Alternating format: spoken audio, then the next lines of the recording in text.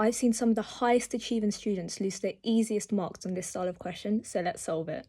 In this question, we are told that 5 people took 4.5 hours to paint one side of the fence, and we are asked how long it would take 3 people to paint the other side. This question indirectly tells us that there's some kind of link between the number of people and the time taken. When there's some kind of link between these two things, it's going to be proportion. Before even getting into solving the question, I'm going to make my life easier by converting 4.5 hours to be 4.5 hours. Now, because this question is a proportion question and we're not told whether the two things are directly or inversely proportional, we have to work it out ourselves. The way we go about doing this is to step outside of the question and just think about your everyday life. If you hired one person to paint a fence, would it take them longer or less time than if you hired several people to paint that fence? It would take longer for that one person to do it. So that means that the more people we have, the less time it takes. So that implies that the two things are inversely proportional, as when one thing increases, the other decreases.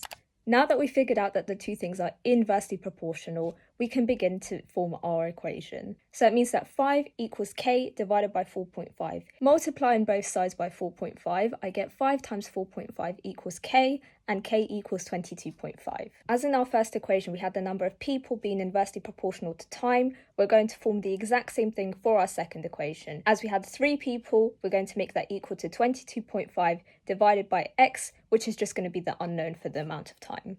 Solving for x, I multiply by x on both sides and divide by 3, which gives me 7.5. Now remember, this is a decimal form for the number of hours that it took, so that means that if 3 people were painting the other side of the fence, it would take 7.5 hours. This question is worth 2 marks, and now you know how to get 2 out of 2.